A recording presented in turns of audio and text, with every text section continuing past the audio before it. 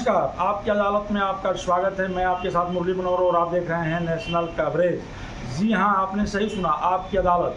आपकी अदालत में आज हमारे साथ होंगे धर्मदत्त आर्य विजय ज्वेलर्स के चेयरमैन, मालिक, ओनर, जो भी आप समझ सकते हैं समझ लीजिए। एशिया के तमाम देशों में अपना व्यवसाय करने वाले, अपने व्यवसाय को आगे बढ़ाने वाले एकदम युवा व्यवसायी सुधांशु सर्राफ जी।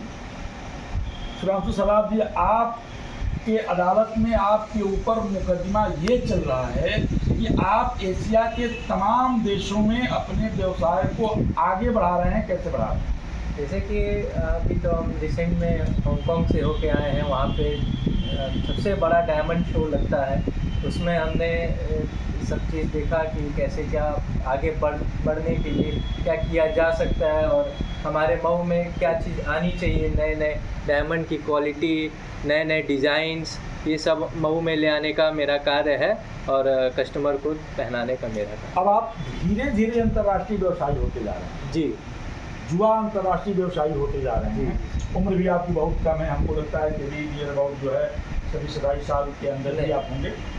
25 27 या 25 साल के अंदर की होंगे। और 25 साल की उम्र में दुनिया के तमाम देशों में आप जा करके और वहाँ के नए नए डिजाइनों को ले आ करके और भारत, विशेष करके पूर्वांचल के इस पिछड़ेपन मऊ जनपद से शुरू करते हैं और पूरे जो है पूर्वांचल में फैलाने का काम करते हैं। जी, जैसे कि ये अपॉर्चुनिटी किसी को, बहुत रेयर लोग को मिलती है, जिसमें से हमको भी मिली अपॉर्चुनिटी, तो हम क्यों पीछे हटें। हमको मऊ में भी लेके आना है। क्यों हम लोग बॉम्बे जाते हैं, क्यों हम लोग दिल्ली जाते हैं, हम मऊ में ही क्यों नहीं शॉपिंग करें।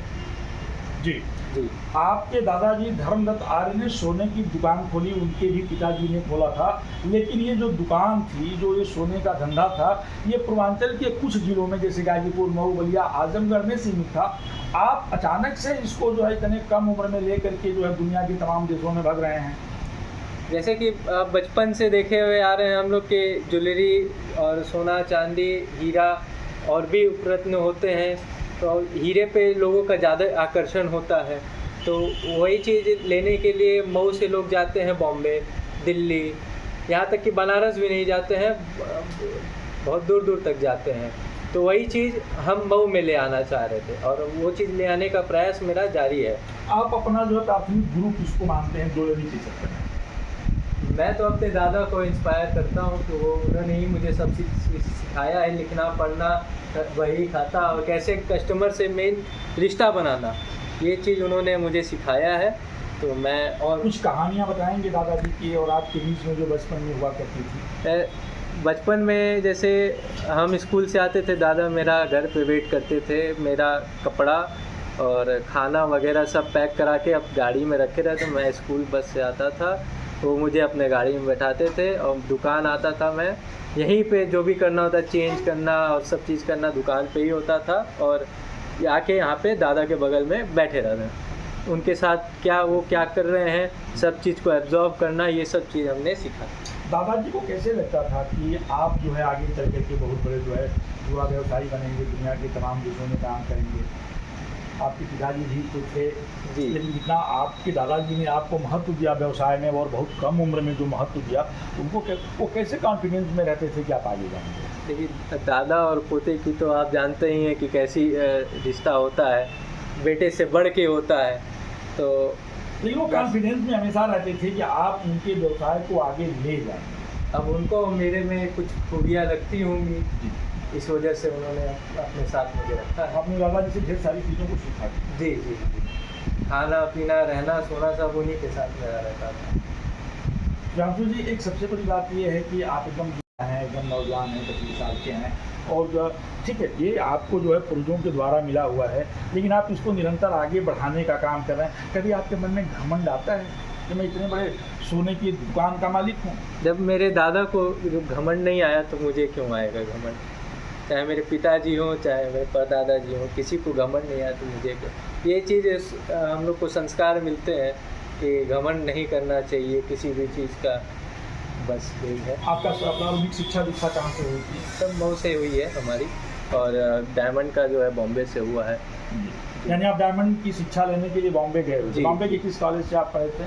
IGI करके एक होता है वहाँ पे, जी। इंडियन इंटरनेशनल जेमोलॉजिकल इंस्टीट्यूट, वहाँ से हमने आपको कैसे महसूस हुआ कि हमको ये भी कोर्स करें? आप तो परंपरागत सोने और चांदी और डायमंड के जो है व्यवसाय में लगे हुए हैं, जी। तो आपको अचानक कैसे कैसे मन में आया कि मुझे यह कोर्स भी करना चाहिए? क्योंकि एक डिग्री होना ज़रूरी है आज के टाइम पे। जी। और वहाँ पे जो हम आँखों देखा देखते हैं, और वो लेंस से वहाँ पे देखना, और क्या क्या अंदर है, क्या बारीकियों को देखना, सब सिखाया गया। आप क्या संदेश देना चाहेंगे आपकी अदालत?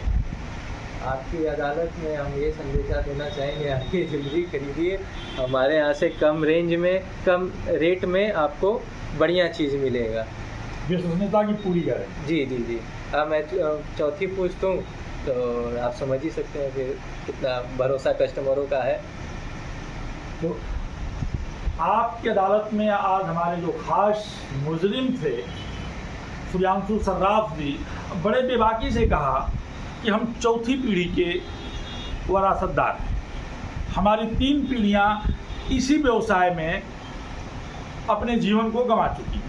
तो ये सीधे और सही अंदाज़ा लगाया जा सकता है कि अगर धर्मदत्त आर्य विजय ज्वेलर्स की विश्वसनीयता नहीं होती तो चौथी पीढ़ी इस व्यवसाय में न होता।